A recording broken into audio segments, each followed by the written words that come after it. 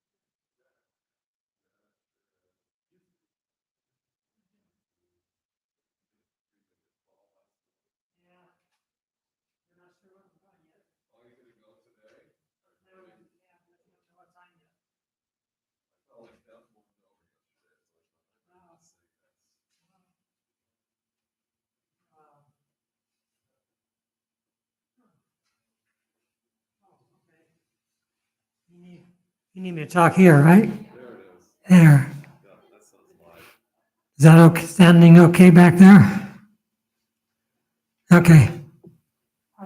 How about when I talk? Does it sound okay back there? Okay.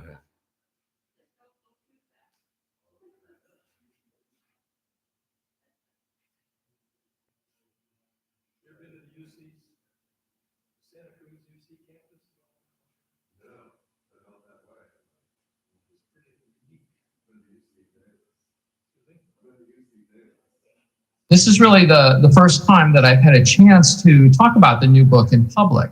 So I'm really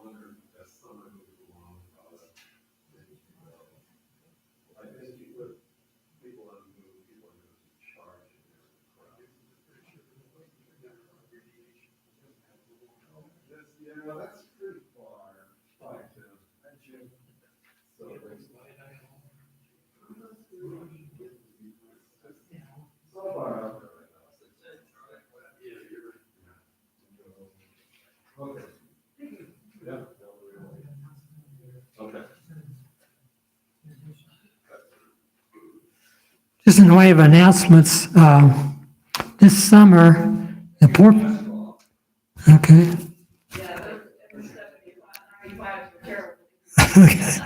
This summer, the Poor People's Campaign is going to have a rally in Washington, D.C. Poor People's Campaign was originally started by Dr. King shortly before he was assassinated. And then it's been picked up in the last couple of years. And I'm hoping we can arrange some transportation from this area, but I want you to keep that date in mind, June 18th.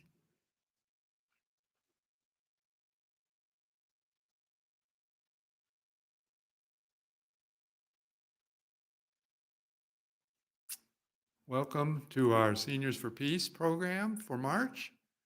We have a presenter who I decided I could introduce because I don't really need to introduce him.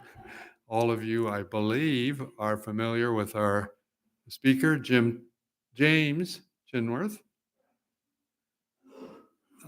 He was formerly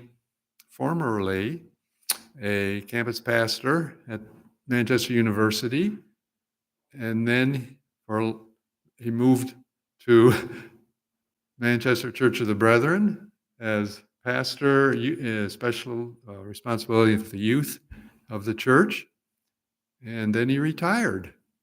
So I don't know whether he wants to say anything more about his background, but he's going to talk today about a book that he has reviewed, Poorly Understood, What America Gets Wrong About Poverty. Welcome, Jim.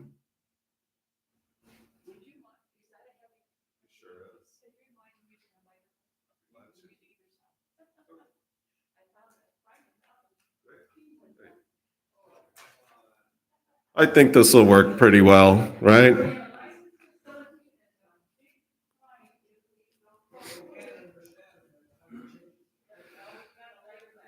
We're going to be okay this morning. We're going to be okay. And I just want to say a few opening words. What I gave you was simply the authors of the book and a short synopsis of it. The reason I wanted to give this to you is because a lot of times books are a single author with a single point of view.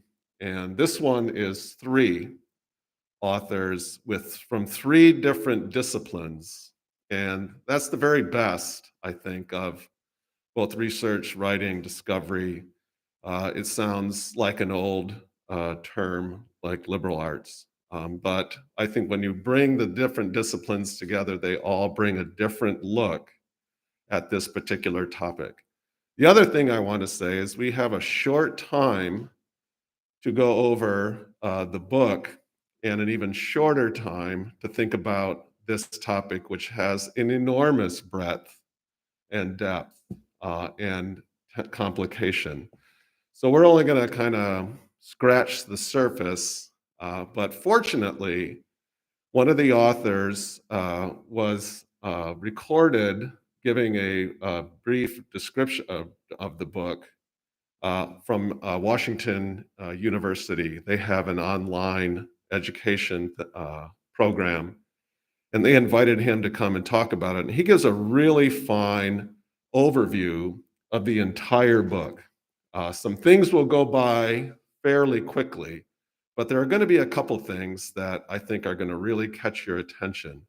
So obviously don't remember everything, but think about those couple things that really catch your attention. But before we get into the actual overview, we're just going to get a quick collective sense of people's view of why people are poor. We're not looking for explanations or any kind of long soliloquy, but think about, just call them out from where you are. Why are people poor? Why do people live in poverty? Health and drug abuse and unemployment. Say it again. Low wages. Race discrimination. Lack of education.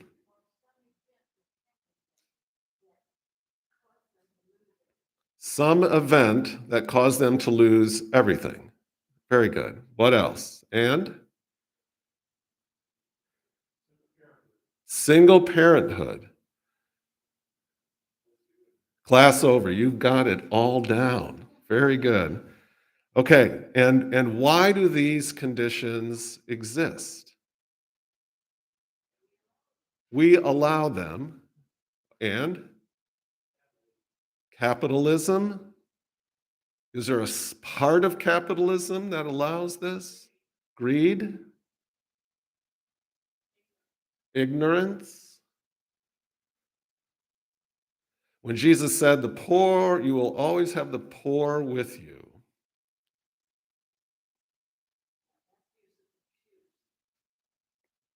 Say it again. Used then as an excuse. but also recognizing it has a long history. Yeah. Anything else about why people are poor? Why do these conditions exist?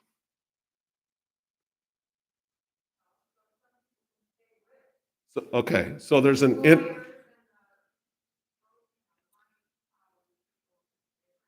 is there so inequality? Yeah. Greed is connected to that, hoarding, yeah. And what we value. Apparently what we value in some way. Anything else? These are very good.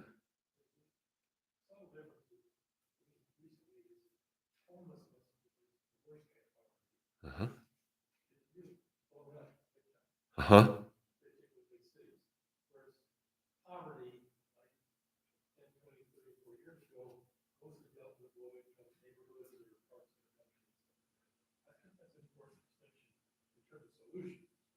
Uh-huh.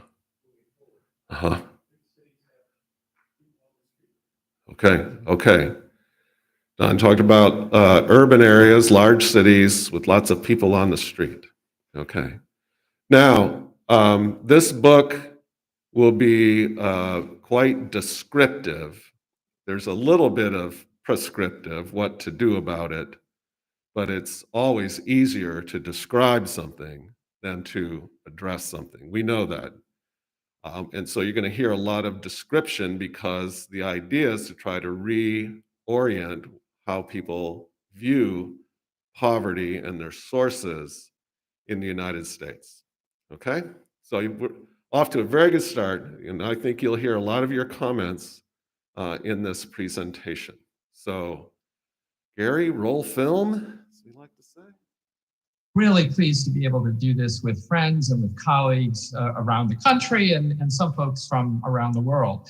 What I'd like to do is take a few minutes and go over what the book is about, and then we'll open things up for questions that you may have about this book. So let me say just a couple words kind of dealing with the impetus behind doing this.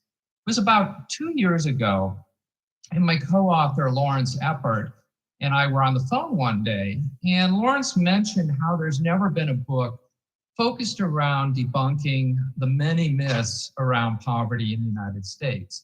And as you are very well aware, I'm sure, there are many, many myths and stereotypes surrounding poverty. But to our knowledge, there hadn't been a book that specifically focused on addressing those myths. And we both thought that this would be a really interesting and important book that should be written. So the two of us, along with our other co-author, Heather Bullock, put together a list of some of the most widespread myths surrounding poverty, welfare, and inequality, and the result is the book that's before us now. The book itself is divided into 6 parts or sections. The first 5 sections are organized around addressing the different myths of poverty, welfare, and inequality, while the last section, or the final section, asks why do these myths continue despite evidence to the contrary, and what can we do to move beyond them? So let me walk through these sections of the book and then finish up with some overall thoughts. We began by asking the question of who are the poor? And one of the most widely held myths by the general public is that poverty is an issue of them and not an issue of us. That poverty tends to occur to a relatively small group of Americans, often living in poverty-stricken communities, and will never affect me personally. So in the opening chapter, we present some of the life course research that I've conducted, showing that in actuality, a majority of the population will at some point find themselves in poverty or near poverty.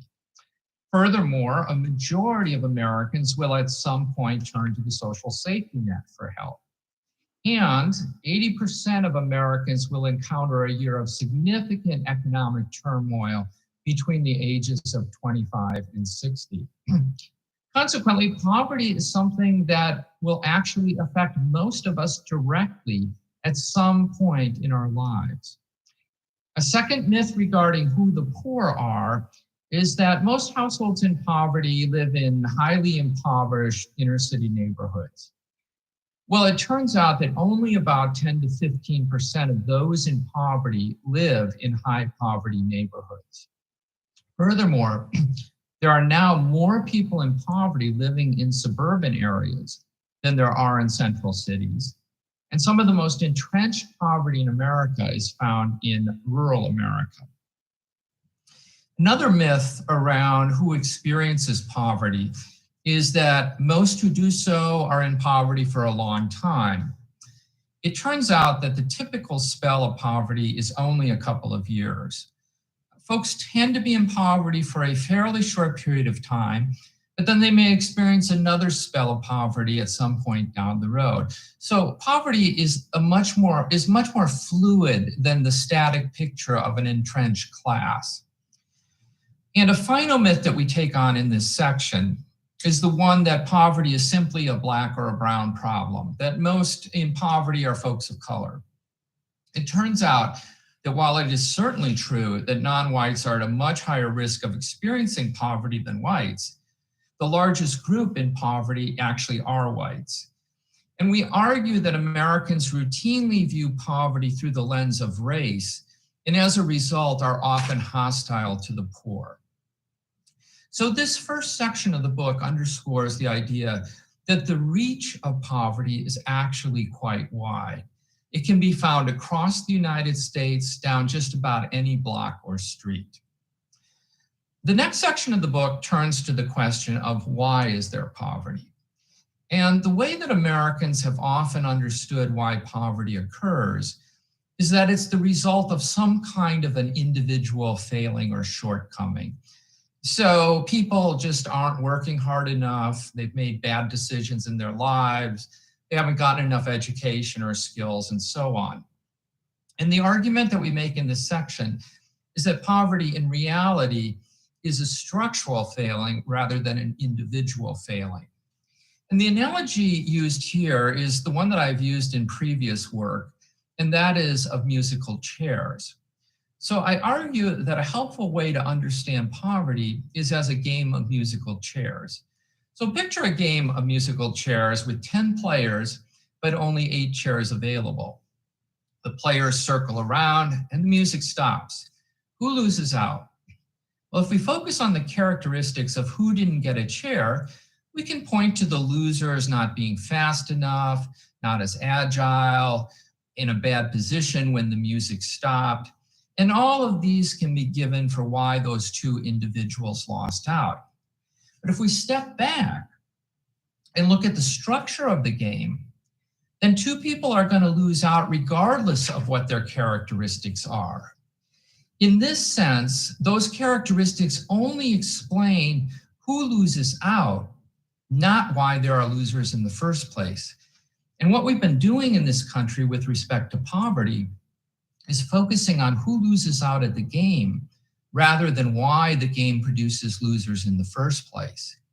Poverty, for the most part, is the result of economic and political structural failings. This includes the fact that the economy has been producing more and more low-wage jobs without benefits that can't support a family. It includes the fact that our safety net is incredibly weak compared to other countries. And it includes the fact that we don't provide things like universal health care, child care, or affordable housing that other countries routinely provide. The result is that the game is structured such that a significant percentage of the population will lose out. Now, the losers tend to have characteristics that put them at a greater risk of low income, such as less education and skills. But those characteristics only explain who in particular loses out, not why the game produces losers in the first place.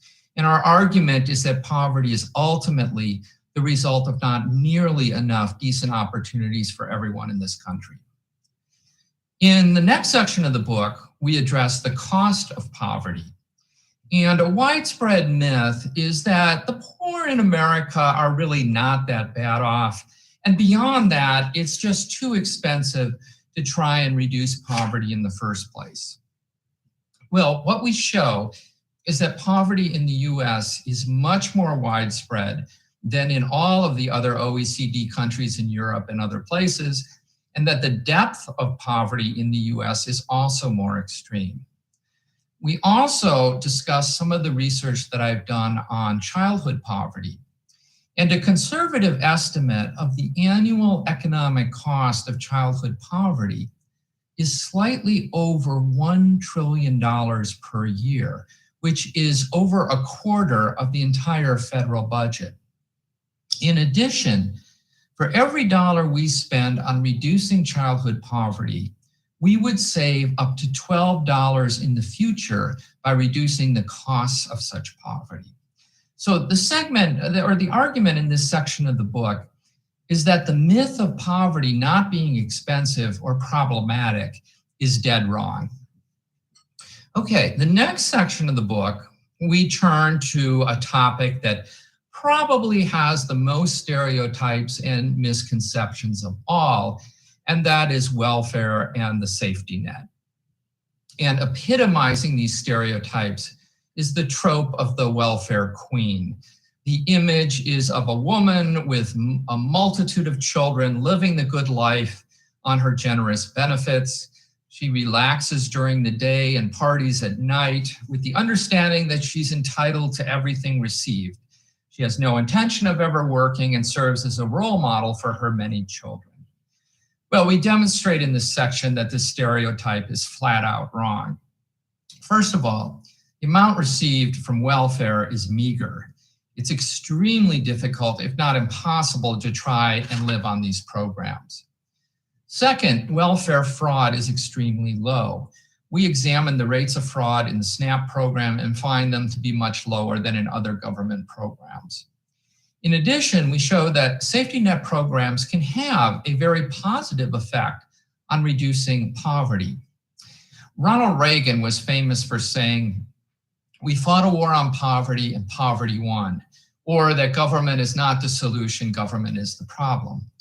Well, it turns out that poverty was cut in half during the war on poverty in the 1960s. We've also seen a significant reduction of poverty among the elderly over the past 60 years as a direct result of government programs such as Social Security and Medicare. And there are many other examples today in OECD countries in which they are very proactive in reducing their rates of poverty through their safety nets. Okay, we get then to the last section dealing with myths, and that looks at the wider issue of inequality. The idealized image of America is one of abundant opportunities where anyone who works hard can climb a ladder of success. There's a belief in the notion of equality of opportunity, that the playing field is roughly level, and therefore everyone has an equal chance to do well. There's also the belief that America represents a meritocracy, such that those at the top deserve it, and those at the bottom deserve their fate as well. We show that this image of America, if it ever was true, is true no longer. Economic mobility in the US is actually less than it is in many other countries. As income has gotten wider, the rungs on the ladder of opportunity have gotten further apart, making it more difficult for children to do well economically as adults. And it's clearly the case that children raised in low income and families of color have much less opportunities and chances to get ahead. The growing levels of inequality in society have also resulted in a number of negative outcomes for the United States. These would include higher rates of incarceration, greater levels of anxiety and mistrust, and lower economic productivity for the country as a whole. So that's a kind of a summary of the first 5 sections of the book, which are dealing with these different myths. We then get to the final section of the book. And here we ask the question, if there's so much evidence against all of these myths, why do they continue? Why do people continue to believe the myths and stereotypes around poverty, welfare, and inequality? Well, my co-author, Heather Bullock, she addresses this in terms of psychological reasons, such as how stereotypes and misconceptions are formed and maintained. But let me mention a few of the more sociological reasons that I discuss in this particular chapter. One of the things that I argue is, let's step back and look at who might be benefiting from the perpetuation of these myths. And if we do this, several groups, I think, immediately come to mind. First of all, politicians have routinely used these myths to score political points. Ronald Reagan did that, Bill Clinton did that, Donald Trump did that, and many, many others as well. Using these myths to portray the poor as takers and not makers has appealed to the conservative segment of America's voting population. Second, these myths provide the justification for the continuation of the status quo of rising inequality, which serves the interests of those with money and power. The myths suggest that nothing needs to be done to address poverty because it's the result of individual failure, while those at the top deserve all the wealth and income that has come their way. The myths therefore support the status quo of extreme inequality in the United States. Finally, the myths work against poor people organizing collectively to fight for their common interests. The myths serve to divide people, particularly with respect to race. The result is a lack of collective action, which could put pressure on those in power. And this has certainly benefited business and corporate interests who have wanted to keep their labor costs low and their profits high. In all of these cases I've just mentioned, politicians, the wealthy, corporate America, each of them wield considerable power. It's therefore not just a question of various groups benefiting from the myths, but who in particular benefits and to what extent are they able to shape the narrative. Each of these groups in various ways is able to influence the discussion around poverty and inequality. So we then get to the second to last chapter, which discusses what needs to be done to move forward and alleviate poverty. The argument is that we need policies and initiatives that focus on the structure of the game. This would include increasing the number of jobs that pay a living wage, raising the minimum wage to at least $15 an hour, along with increasing the earned income tax credit. It includes providing the kinds of supports necessary to lead a livable life, such as healthcare, childcare, affordable housing, and quality education for all children. It includes having a safety net that protects people from poverty rather than punishing people who fall into poverty. It includes policies that help low-income earners' assets such that they can access them in the future to move forward in their lives. All of these ideas and policies would begin to fundamentally reduce the risk of poverty in the United States. And so we get to the final question that we take up in the book, and that is, do we have the political and collective will to do so? And on this question, I would say that I've become guardedly optimistic. Over the last 10 years, there's been a rising awareness of inequality in the United States, beginning with the Occupy movement in 2011 and 2012, where the protests focused on the 1 and the 99%. More recently, the Black Lives Matter movement has gained considerable traction in showing the vast inequalities in the US around race and ethnicity. And there's now talk in the progressive wing of the Democratic Party of ideas such as a universal basic income. And just in the last few weeks, both President Biden and Senator Romney have proposed a child allowance as a way of helping to reduce poverty. Now, a few years ago, these ideas and proposals would have been viewed as completely unrealistic, but today they're part of the conversation. All of these, I think, are hopeful signs that we are beginning to shift our understanding of poverty as an issue of not of them, but as an issue of us. The myths need to be replaced with a moral and an economic urgency that poverty can and must be eradicated. And we in the social work profession should seize upon this momentum to advocate strongly for progressive policies that will help to dramatically cut the rate of poverty in the United States. And so let me end my comments with a couple of paragraphs. Whenever you do a book reading, you're always supposed to read from the book. And so let me take the last few paragraphs and just read this. And I'm going to put on my glasses to do that. As you get older, you need these. And so this is coming to the end of the book. And let me just read a bit here.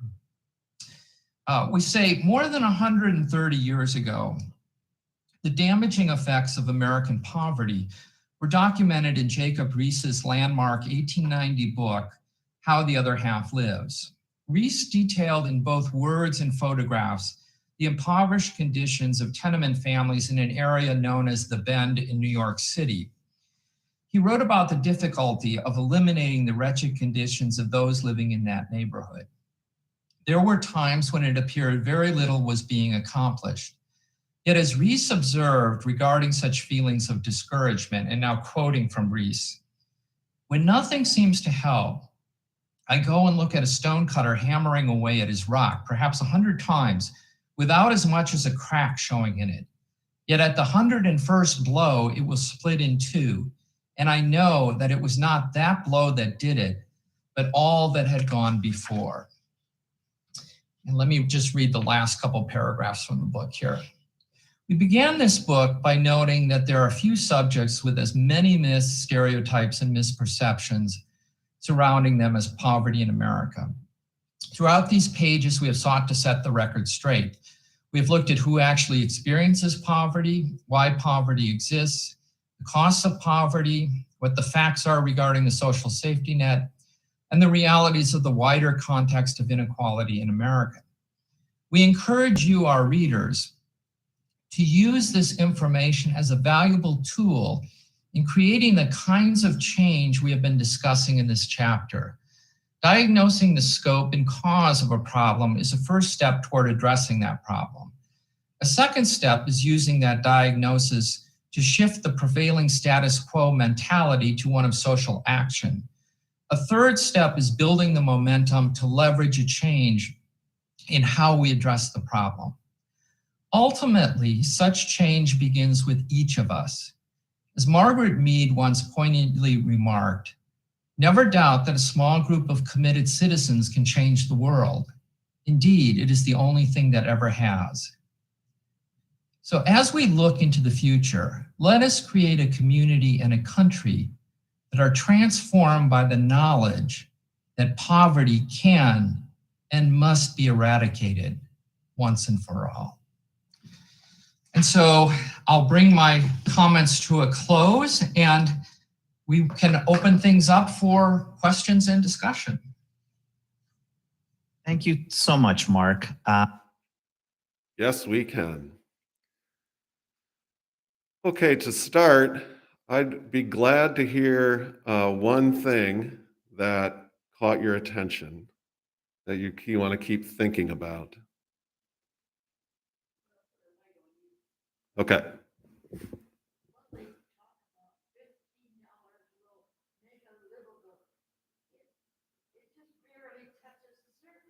Correct.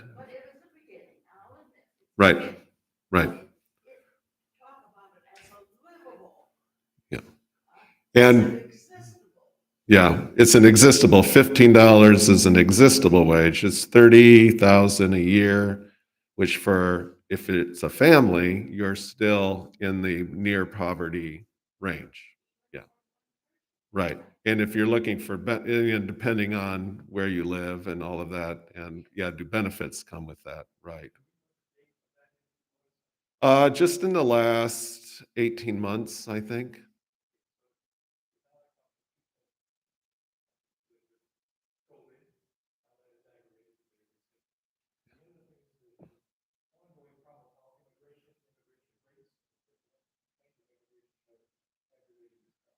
Yeah, so immigration, how does that factor in? And COVID, and what COVID has actually taught, as we know from the early childhood tax credit, over half of children were pulled out of poverty from that for a year, right? Anything else from the video that caught your attention? Ed? Mm-hmm.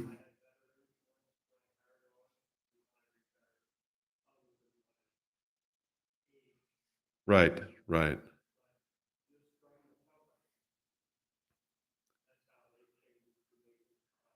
Yeah, it changed quite a.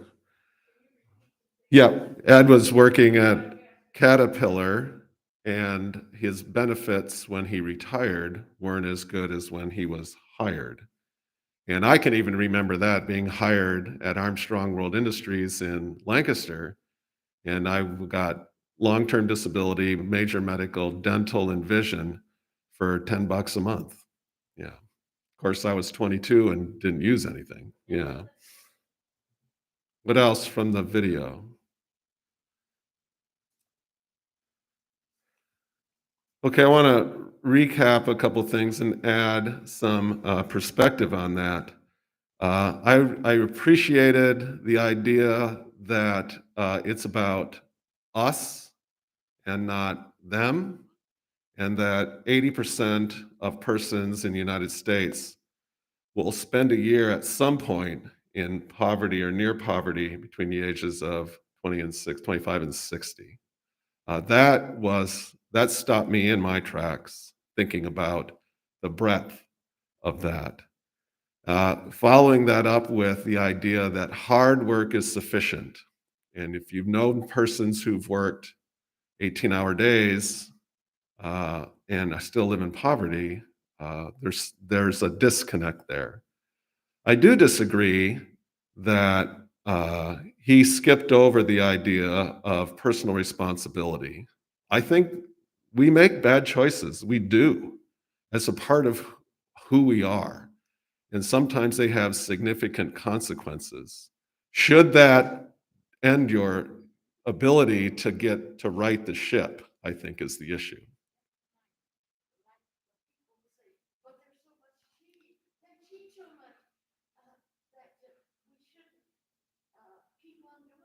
Mhm. Yeah, and I think she's saying that's a minor issue or a minority issue, in a sense of numbers, and I think that's right, but it is an issue, and it is something to I think you can gloss over it, but it's worth saying. There is it's more than just one thing here. It's more than just systemic, but it's mostly in how we've structured things.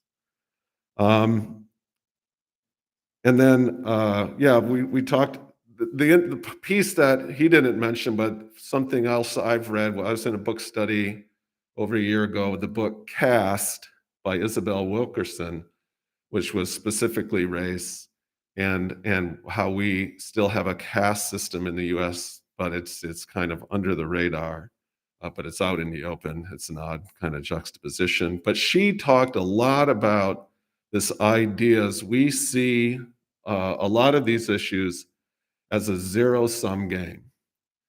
A zero-sum game. So if you climb the ladder, that must mean, and I don't, that works against me. So that there's this pie and it's only so big. And if you take more of the pie, then there's less for me in some way. But I think there's good evidence that in relationship, but also economics, that there isn't this idea that the more people are lifted out of poverty, the less some may have. And that may be true, but is it noticeable? So this idea of zero-sum game would be a curious thing for me, for them to kind of consider. How does that work in the sense of poverty and in our economic system? Poverty. Oh, And I really appreciated the idea that suburbia is kind of where poverty resides. The inner city is a percentage, but not a large percentage. Homelessness certainly is a large percentage, possibly in urban areas, and rural and suburbia being the primary places where poverty exists. And it took me a little bit, not long, but the distinction that percentage-wise, sure, the higher percent is Black and brown, but the higher number is white people. What did you think of musical chairs? Wasn't it? I liked musical chairs. I always liked the game. And I thought it was a very good analogy to say there's all these factors why a person misses the chair. And of course, that's the point of the game. But in an economic system, why not have a chair for everyone?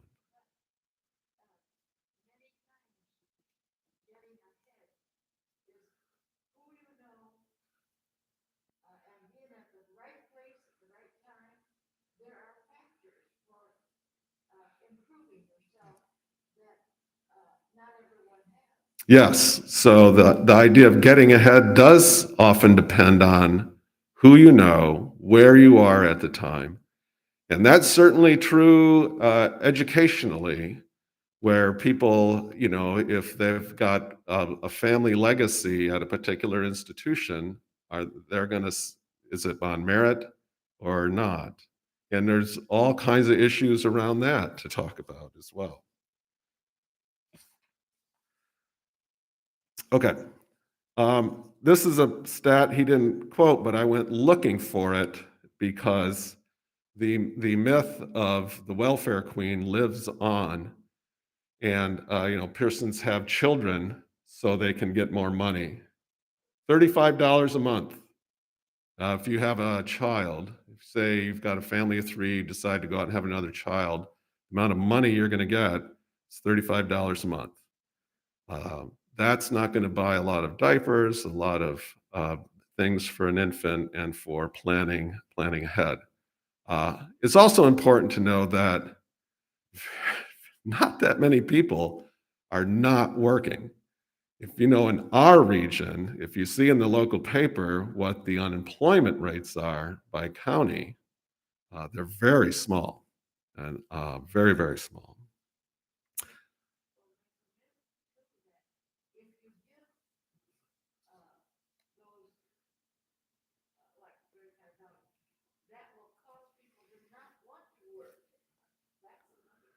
Yeah, yep. That if we give us a certain amount of money, people will choose not to work.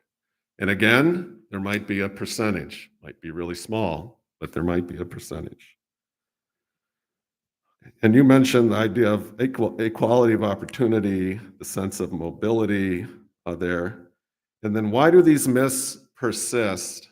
I think changes rapidly. I was reading a New York Times article recently, and we know there's always been skepticism between public and private and the government, and that sense of skepticism is healthy, right? But what has changed is the degree of trust. And it was in connection to the past weekend, the most recent spat of shootings around the country. And they say as trust goes down, violent crime increases. And I think about that in terms of the government being able to be effective, and the idea of how trust has not, to me, in my opinion, I'd be glad for your feedback, has not only gone down, it seems to be broken. And that such a small percentage of people trust the government, who do some things pretty well and surely do some things not very well. But trust is such an important factor. And I'd be curious for them at some point to have a follow-up and kind of talk about that, because he's talked about being guardedly optimistic. And I find myself, I'm a little more pessimistic, way more skeptical, I think, than he is. Because I think I am optimistic that local communities work hard at managing services for people in poverty, but to address systems to pull people out of poverty is, is that can local communities do that? Yeah. What are your thoughts about trust? Don?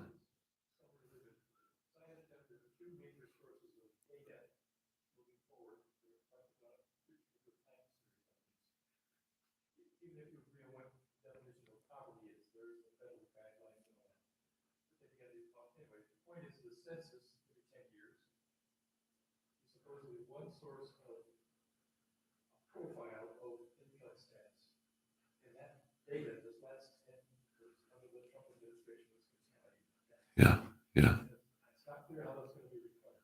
yeah, yeah,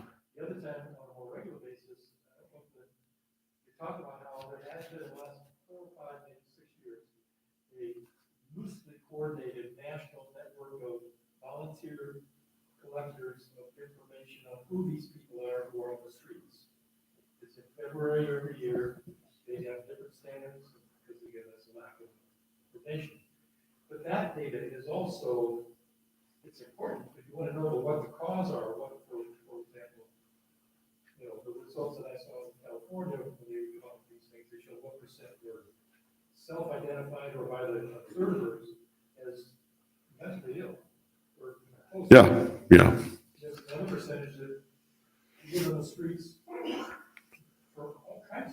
yeah,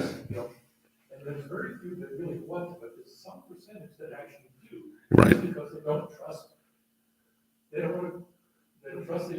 Yeah, they don't want to be part of the system. Yeah.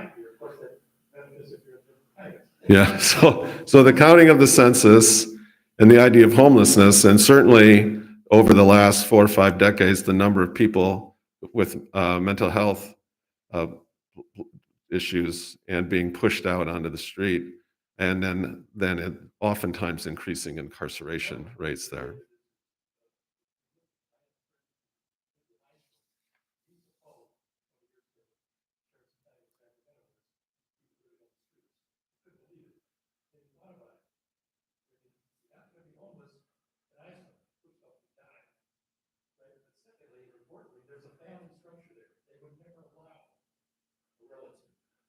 Yeah, yeah, right, right.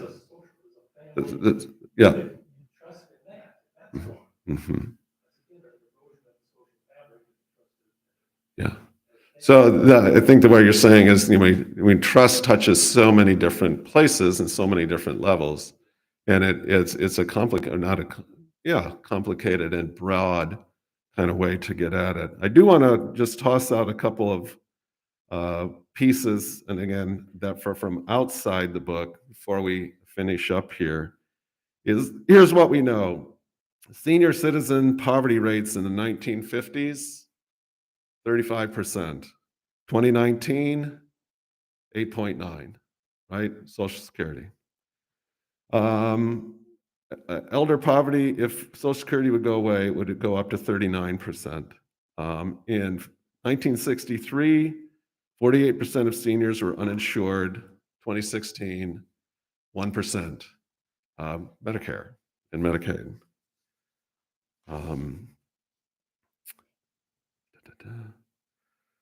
Okay, American politics, and so they did touch a little bit how there's something unique to American culture around this issue, and 5 things that he didn't say it all, but it's listed elsewhere in the book. Lower unionization rates, and Ed would talk a long time with you about that. B, outside influence of money in politics. C, fewer females in government positions. D, lower voter turnout. And E, majoritarian electoral system, the Electoral College. That those 5 things unique to the US culture can more easily skew things towards keeping poverty rates high. Okay. So, what then shall we do? I have no idea. And I mean that seriously. I really have no idea. When I hear the Margaret Mead quote, it doesn't help me. It really doesn't help me. Because there are a lot of small groups of committed people doing good things. And I'm not sure we've gotten better. But I think he's very right that there's more and more conversation across the country about these topics and asking why persistently. And the old responses that they've listed are not holding water for more and more people. And if we could, I think, change the trust, and that is a hard thing. I think those things together, what people will believe, what people will trust, and with evidence, I think makes a difference.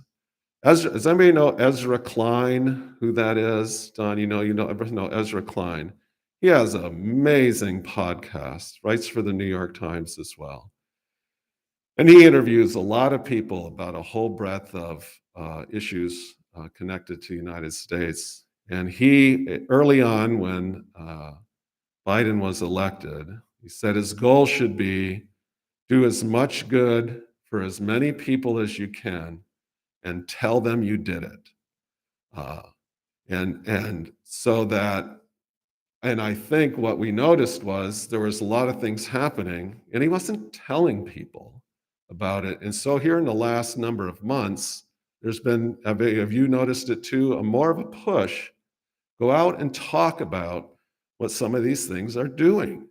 The child tax credit, what it did at the time, what happened last summer with vaccination rates, for example. All these things, it's not a ton of things, but if you don't continue to say it over and over and over, then people aren't going to learn to trust it, I think. Yes, Vox, right. Mhm. Mhm.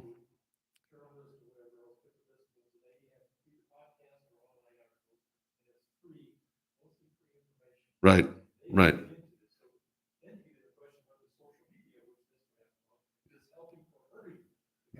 Sure, sure. And he's, yeah, what Don is saying, he started this thing, Vox, which is a V, as in vector, VOX. He's a young man. He's got a preschooler or two, super bright, and talks very clearly. And that caught my attention. Do the most good you can for the most people and tell them you did it. And it's okay to do that, is what his thought was. Well, I believe we've come to I don't know if this is actually the ending time, but I'm done. Yeah, it's all I got for now. But thanks so much. Gary's coming up, and I don't know what's next for all of you.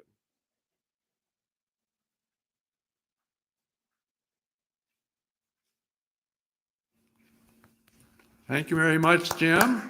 Let's thank him for his presentation. Excellent.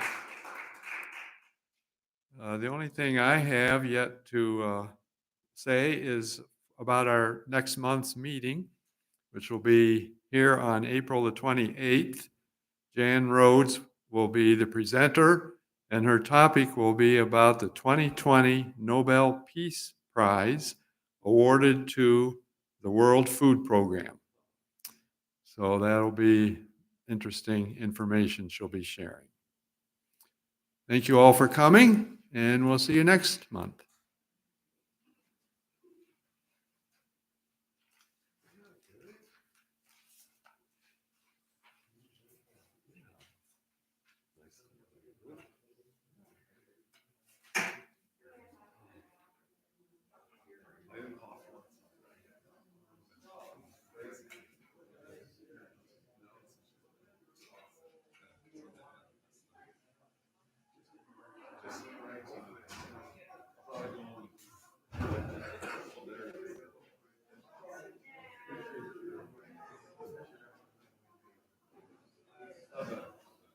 keep us, right?